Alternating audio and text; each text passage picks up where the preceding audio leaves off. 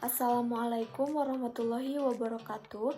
Perkenalkan, nama saya Sri Haryani dari kelas B dengan NPM 232170108.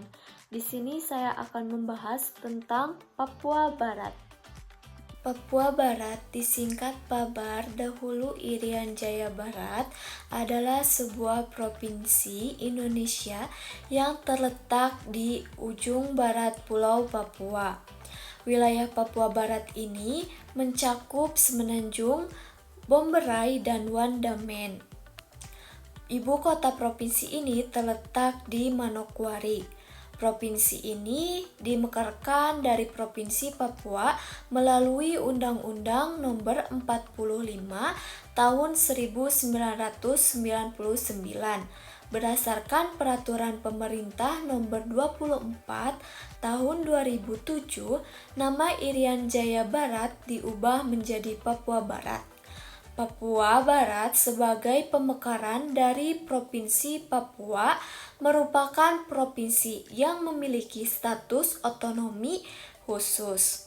Lambang daerah berbentuk tameng atau perisai, melambangkan pertahanan dengan warna utama kuning, biru, merah, dan hijau, sedangkan warna pendukung yaitu hitam dan putih.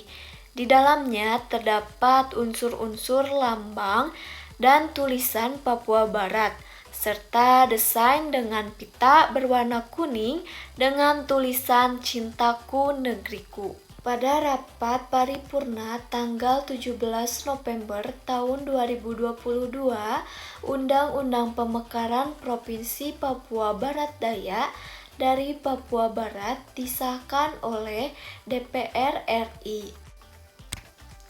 Secara administratif, Provinsi Papua Barat terdiri dari 12 kabupaten dan 1 kota, yaitu ada Kabupaten Fakfak, Kabupaten Kaimana, Kabupaten Teluk Wadonma, Kabupaten Teluk Bintuni, Kabupaten Manokwari, Kabupaten Sorong Selatan, Kabupaten Sorong, Kabupaten Raja Ampat, Kabupaten Tamberau, Kabupaten Pegunungan Arfak, Kabupaten Manokwari Selatan, dan Kota Sorong. Kemudian kita masuk ke dalam 10 konsep geografi. Yang pertama yaitu ada lokasi. Lokasi ini dibagi menjadi 2, yaitu ada lokasi absolut. Papua Barat terletak di antara 0 derajat sampai 4 derajat lintang selatan dan di antara 124 derajat sampai 132 derajat bujur timur. Dan ada juga lokasi relatif.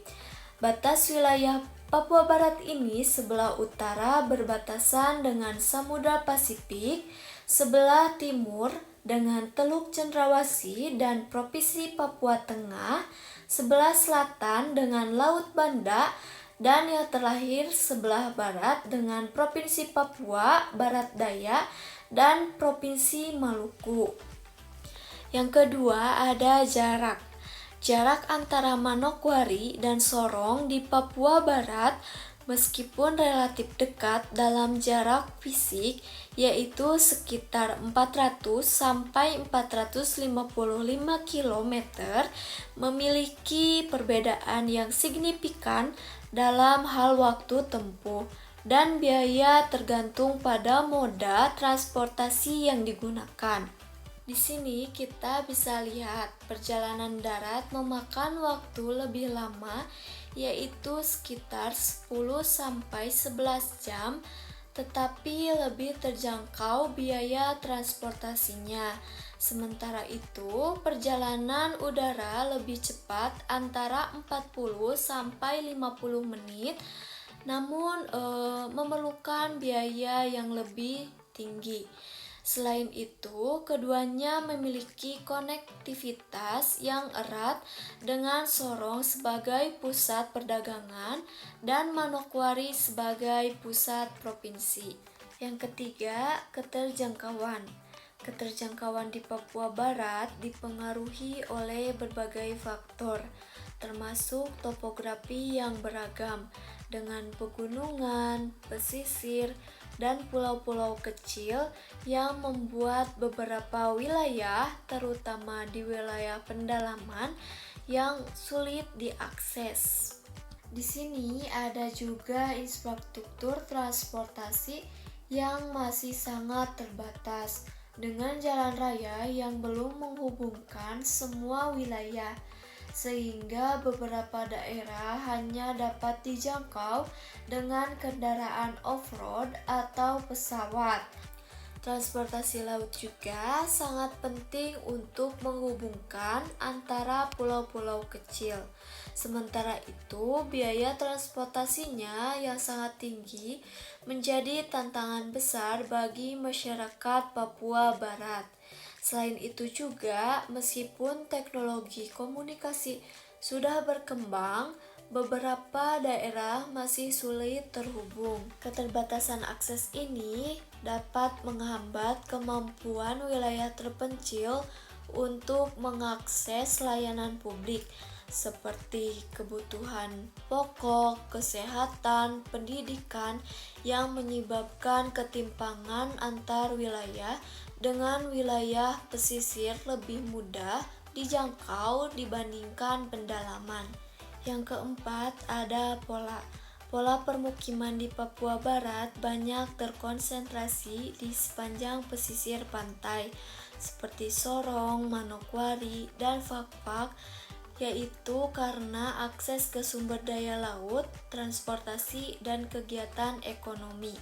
Pola permukiman di pendalaman cenderung tersebar dan kecil, mengikuti aliran sungai atau wilayah dataran rendah yang subur. Masyarakat Papua Barat ini memiliki pola sosial berbasis kesukuan, seperti suku Arfak dan suku Moy, dengan interaksi yang erat di antara anggota suku tersebut. Pola adat dan kepercayaan lokal sering mempengaruhi tata ruang dan pemanfaatan lingkungan. Misalnya, larangan berburu di area tertentu sebagai bentuk konservasi tradisional. Yang kelima, morfologi. Morfologi Papua Barat mencakup berbagai bentuk lahan unik, seperti dataran rendah di Sorong, Manokwari, dan Teluk Bintuni, yang berupa aluvial dengan rawa-rawa dan ekosistem mangrove digunakan untuk permukiman, pertanian, dan industri. Pegunungan Arfak dan Tamrau memiliki morfologi yang terjal dengan keanekaragaman hayati yang tinggi. Sementara di daerah Kars di Raja Ampat terbentuk dari batuan kapur yang membentuk gugusan pulau-pulau kecil yang menjadi potensi wisata unggulan. Pesisir Papua Barat seperti di Sorong memiliki garis pantai panjang dengan mangrove dan terumbu karang dimanfaatkan untuk perikanan, pariwisata, dan transportasi laut. Teluk Bintuni menjadi kawasan mangrove terluas di Indonesia, sedangkan Teluk Trinton terkenal dengan keindahan bawah lautnya. Morfologi laut di Raja Ampat mencakup terumbu karang dan dasar laut yang kompleks. Sementara itu, ada pun sungai besar seperti Waimanu dan ada pun danau seperti Danau Ayam Maru di Maibat menjadi habitat penting bagi spesies air tawar. Yang keenam, ada aglomerasi. Aglomerasi di Papua Barat terlihat dalam berbagai sektor, seperti perkotaan di Sorong sebagai pusat ekonomi dan transportasi, serta ada di Manokwari sebagai pusat pemerintahan, pendidikan, dan layanan publik.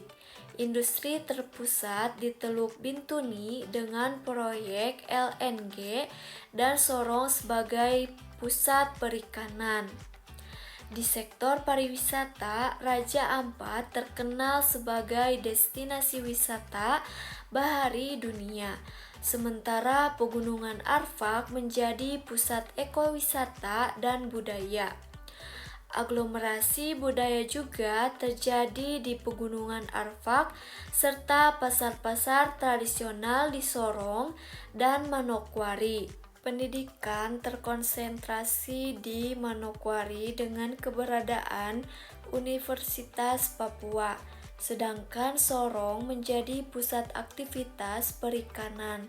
Faktor pendorong aglomerasi meliputi lokasi strategis, kekayaan sumber daya alam, infrastruktur yang berkembang, dan peluang ekonomi.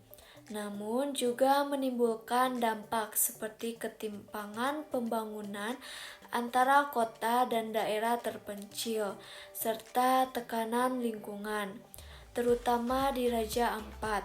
Pengelolaan yang tepat diperlukan untuk mendukung pembangunan berkelanjutan agar manfaatnya merata di seluruh Papua Barat.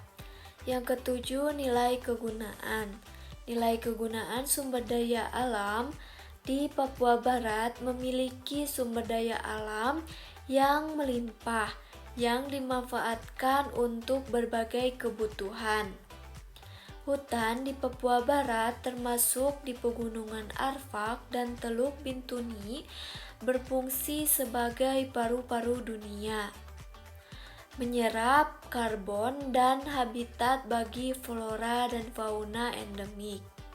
Ekosistem mangrove di Teluk Bintuni memberikan perlindungan terhadap erosi dan menjadi habitat penting bagi biota laut. Pemanfaatan hasil hutan seperti kayu, rotan, dan sagu untuk kebutuhan domestik dan ekspor. Yang kedelapan, ada interaksi dan interdependensi. Interaksi antar wilayah di Papua Barat ini terjadi karena perbedaan sumber daya, fungsi wilayah, dan kebutuhan antar daerah. Contohnya di sini ada Kota Sorong yang berfungsi sebagai pintu gerbang utama untuk transportasi laut dan udara, menghubungkan Papua Barat dengan wilayah lain di Indonesia.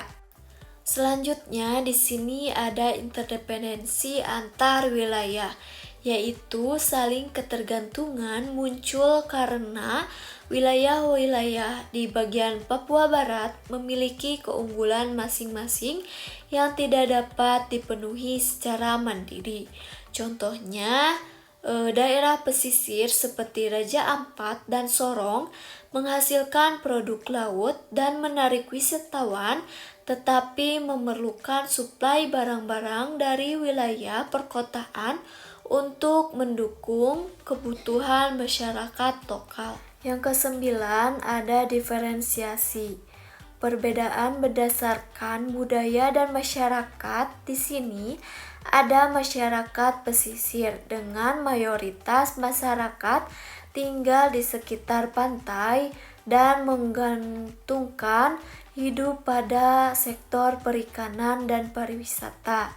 Budaya mereka sangat dipengaruhi oleh laut seperti dalam makanan, transportasi, dan seni tradisional. Contohnya di sini ada masyarakat di Raja Ampat yang memiliki kearifan lokal dalam menjaga ekosistem terumbu karang. Selanjutnya di sini ada masyarakat pegunungan yang berada di kawasan pendalaman dengan pola hidup yang agraris dan tradisional seperti berburu, meramu, dan bercocok tanam.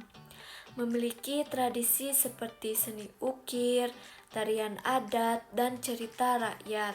Contohnya suku Arpak yang tinggal di Pegunungan Arpak dengan memiliki adat istiadat yang khas. Selanjutnya ada juga penduduk yang tinggal di perkotaan. Masyarakat perkotaan memiliki ciri khas terdapat di kota-kota seperti Sorong dan Manokwari. Pola hidup yang lebih modern dengan keterlibatan dalam sektor jasa, perdagangan, dan industri. Contohnya di kota Sorong sebagai pusat urbanisasi dan pengembangan ekonomi di Papua Barat. Yang terakhir ke-10 yaitu ada keterkaitan keuangan. Kota Sorong sebagai pintu gerbang utama Papua Barat memiliki pelabuhan dan bandara yang menghubungkan daerah pedalaman dengan wilayah lain di Indonesia. Bahan kebutuhan pokok seperti bahan makanan dan barang konsumsi didistribusikan dari Sorong ke daerah-daerah terpencil seperti Raja Ampat, Pegunungan Arfak, dan Teluk Bintuni. Sebagai ibu kota Papua Barat, Manokwari menjadi tempat pertemuan budaya masyarakat asli Papua dengan pendatang dari berbagai daerah di Indonesia. Interaksi ini terlihat dalam perdagangan, pendidikan, dan kegiatan sosial lainnya. Selanjutnya, saya akan membahas tentang sumber daya alam yang ada di Papua Barat. Yang pertama, di sini ada emas dan tembaga di Kabupaten Tambrau dan Kabupaten Maibrat. Yang kedua, di sini ada batu bara dan pasir besi di wilayah Sorong bagian selatan. Yang ketiga, di sini ada mutiara dan rumput laut di Kabupaten Raja Ampat. Yang keempat, ada sirup pala harum di Kabupaten Fakfak. Provinsi Papua juga memiliki berbagai pariwisata. Di antaranya ada Taman Nasional Teluk Cendrawasih yang ada di Kabupaten Teluk Wandoma. Yang kedua ada Raja Ampat yang terkenal dengan pariwisata pantai dan alam bawah laut. Yang ketiga ada Pulau Misol yang merupakan surga bagi para traveler yang suka snorkeling atau diving. Mata pencaharian di Provinsi Papua meliputi pertanian, ladang berpindah, perikanan, dan ekowisata. Kemudian dari segi aspek budaya, pakaian adat di Provinsi Papua Barat menggunakan pakaian adat ewer, pakaian adat yang berupa rok rumbai yang terbuat dari susunan daun sagu atau jerami yang dikeringkan. Pakaian ini untuk menutupi bagian bawah baik dipergunakan laki-laki maupun perempuan. Rumah adat khas Papua Barat yaitu rumah adat kaki seribu yang ada di suku Arpak. Yang terakhir di sini ada flora dan fauna endemik yang berada di Papua Barat, yaitu ada pohon matoa, burung cendrawasih merah, kakatua jambul kuning, kasturi kepala hitam, kasturi gelambir ganda, dan kanguru pohon. Sekian pemaparan materi dari saya. Mohon maaf bila ada kekurangan atau salah kata. Wassalamualaikum warahmatullahi wabarakatuh.